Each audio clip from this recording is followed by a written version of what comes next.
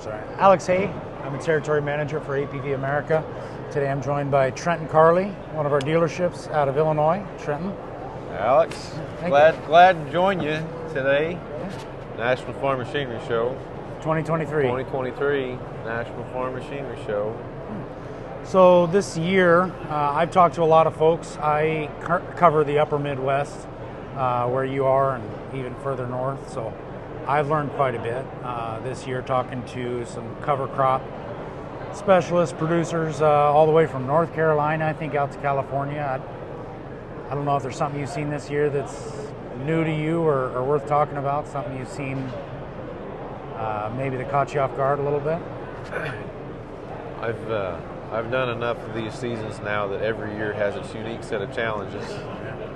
So we do the best that we can with each season that we're given. Sure. The cool thing is that within our management, our scope of management, there are things that we can control. Absolutely. And so when you have the ability to take control of certain things, you should do the things that you can. Sure. So we're always looking to improve our soil health. Sure. And our crops' ability to withstand these crazy weather events that we seem to be getting. Yeah. There's always going to be something fun that each year's going to give us. Absolutely. So you, aside from selling a little bit of equipment, you do a little work with fertility as well. Yep. You produce yourself. You're a farmer in Illinois. Yep. Maybe give the folks a little brief overview about what you do, who you are. So our family farming operation is in East Central Illinois. We're running right now about 2,000 acres of corn and soybeans, row crop. I've also been in the ag service space, ag retail space for this will be season 13 this year. Sure. And we do focus a lot on improved fertility, maximizing fertility on the crops that guys are growing. Sure. How can we improve that soil, improve those crops, and make a farmer more efficient, more profitable? Maximizing your inputs is the name of the game. Optimizing inputs. Optimizing inputs. Yeah. Well said. That's why you're in the business. Yeah. Yeah. Okay. Excellent.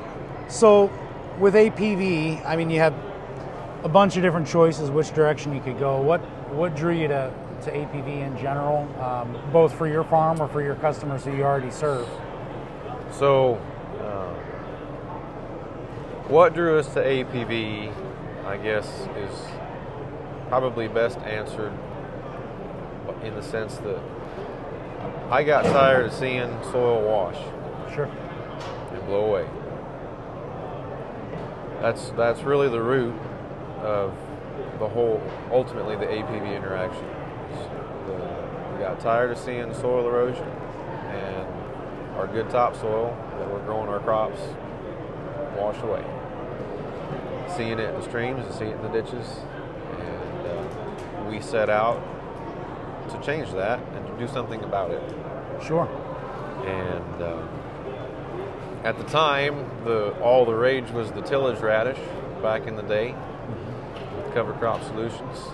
And so we actually started in 2012 was the first year we had ever used cover crops. Yep.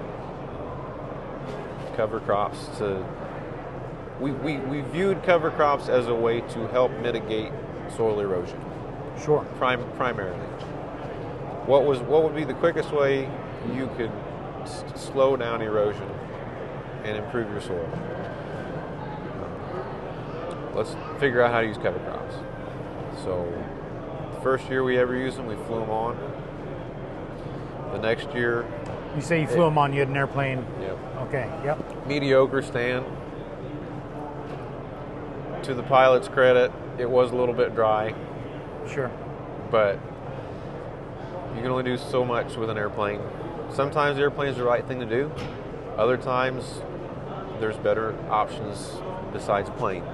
Absolutely. And there's a right fit for each play. You just got to be able to pick which one you need.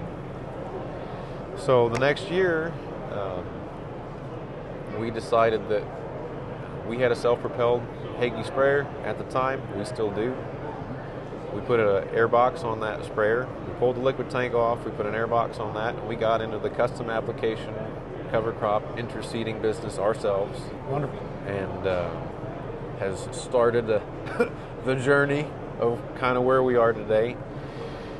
So, and then from there, we were looking at ways to get cover crops on. What's one of the toughest challenges of cover crops in general is establishment, right? Yep.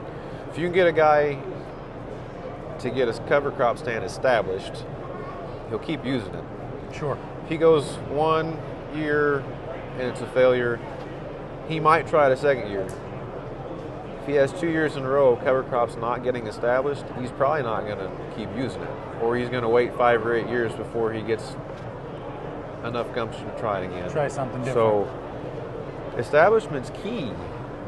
So, we went with the interseeder route initially because we had some of that existing infrastructure in our equipment lineup already.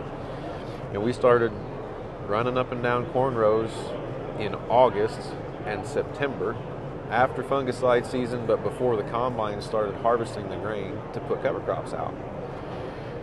And that has worked very well. And we're still interseeding. We still do custom work interseeding. Mm-hmm. But then in the next natural piece of the equation, kind of that we didn't have covered, was a way to seed with a vertical tillage tool. So there's in our rotation, there were still certain fields that in our current practices, we wanted to size the cornstalk residue so that it would break down a little bit. So there's a whole rotational discussion there that could be had about carbon nitrogen, but at the time we needed to hit our cornstalks so that they would break down so that we would have a good planting bed in the spring. So like, well, why don't we put a seeder on a VT tool? This is the next kind of piece of the puzzle. Maybe do some custom work with that too. And was that predominantly to save you a pass in the field, or was there something about that time when putting the seed down was optimal?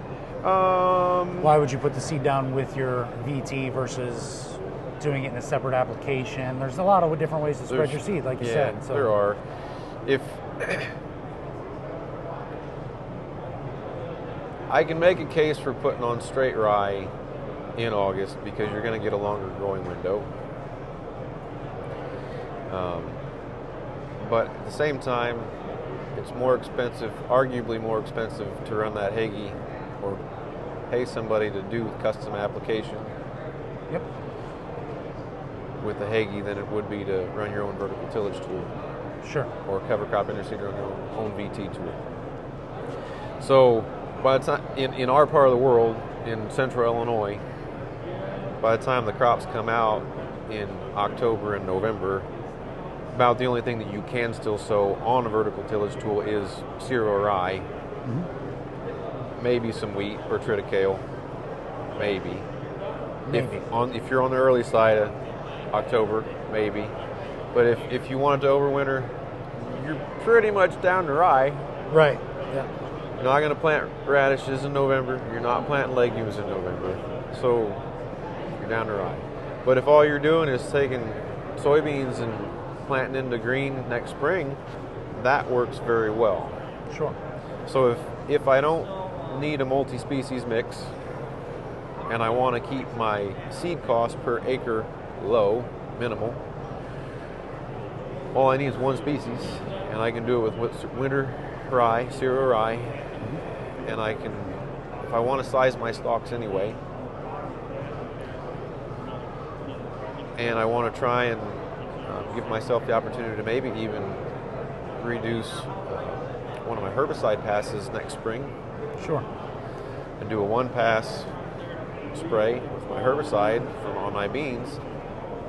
You back those steps up, and you set them up, that's a way to do it. Yep.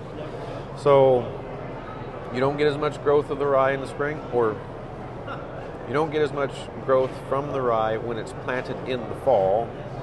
It will not get as big. So that may delay it getting going a little bit in the spring, but it'll still be there. Right. And it's right. still, if you're going to make that pass anyway because you wanted to size that residue, say you don't have a chopping corn head or a sizing corn head. Right. If you have to VT anyway, there's no opportunity cost. You're out there. Yeah. I mean, the only difference is the investment in the seeder that you mount, whatever you choose, and the time it takes to mount it. So Yep. yeah, it makes perfect sense. So basically from the get-go, when we were looking at seeders, the first seeder we got, I had gotten a PS300 electric fan. I still have it. Wonderful. And it worked well. It was easy to use. Sure. It just ran, which is what farmers want. It's what everybody wants. They just set it, and you want to run. Like you said, that first year, if the seeder doesn't work, you're out there sizing residue, right? Fixing, patching mistakes, chasing after stuff. So it's kind of critical that you pick the right tool that works through the season. So that on that VT tool, we got that PS1600 on an MT2 that we outfitted to a Krause accelerator. Okay. And now we've kind of got a rounded capability of being able to put cover crops out multiple ways. Yep. If you want a multi-species, if you want a single species, if you want it interseeded, if you want tillage incorporated, we can do that. Sure. And APV has been good because they've got a seeder that fits each of those niches. Yep. So we've liked working with APV. We like the equipment. Wonderful. And flexibility seems to play a major factor, that you can, through a variety of seeders, but even one seeder can fit multiple machines, do multiple different jobs for a guy. Oh yeah. Okay. Yeah, you can move them back and forth. Sure. We're looking to do some of that even more this next spring. Wonderful. Yeah. Well, I'm excited to see it. So are we. All right. Well, Trent, I appreciate your time. Yeah, you're welcome. Alex. Thank you very much. You're welcome.